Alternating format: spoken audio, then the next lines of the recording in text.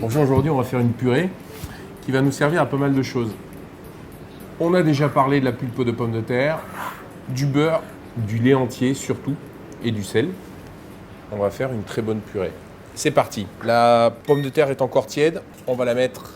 Ça sent bon la pomme de terre. On a chauffé du lait entier. Alors c'est du lait qu'on achète dans une ferme. Voilà, on y va tout doucement.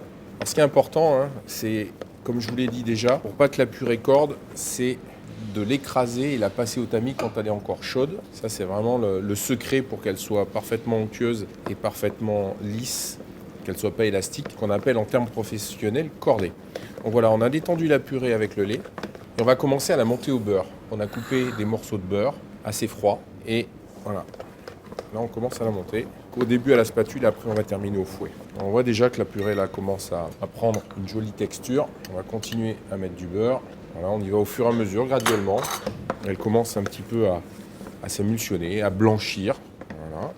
La recette, elle va être à titre d'exemple parce que dans la purée, il y a quelque chose qui est important, c'est suivant les pommes de terre, eh bien, la recette peut différer. On va rajouter un petit peu de lait parce que je pense que là, il en manque un peu. Et je peux vous dire que ça sent, mais ça sent bon. Là, on avait 500 g de pulpe de pommes de terre. On a déjà mis 150 g de lait au total. Et on a déjà mis 250 g de beurre.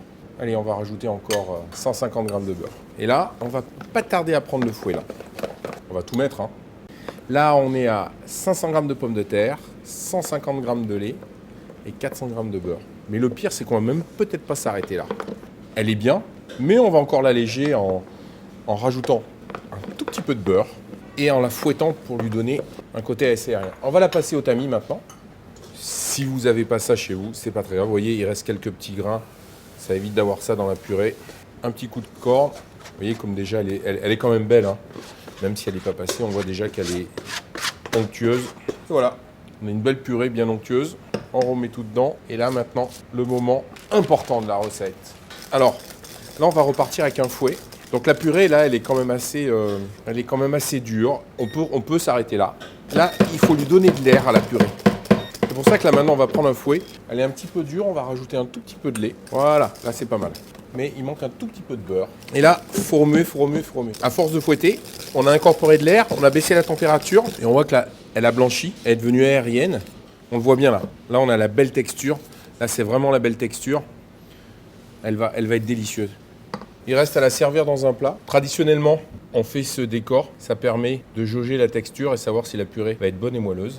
Je peux vous dire qu'elle est bonne, qu'elle est moelleuse, qu'elle accompagnera une volaille rôtie ou un rôti de façon incroyable. C'est une purée que je sers ainsi à la poule au pot chez Clover Grill. Voici ma recette traditionnelle de la pomme mousseline. 500 g de pommes de terre, de pulpe, 150 g de lait plus quelques gouttes, 500 g de beurre, une pointe de sel. Et ça, c'est 100% de plaisir.